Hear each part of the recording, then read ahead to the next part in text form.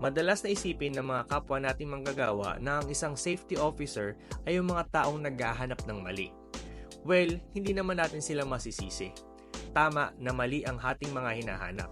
Ngunit dapat nating ipaalam sa kanila na ang maling mga hinahanap natin ay para din naman sa kaligtasan nila.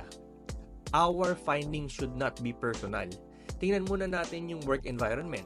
Tingnan natin yung policies, yung guidelines, yung work instructions. May training ba yung mga tao?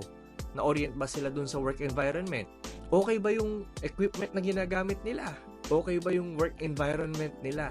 Dahil madalas, kung paano gumalaw yung mga manggagawa ay nakabase din doon sa paligid nila.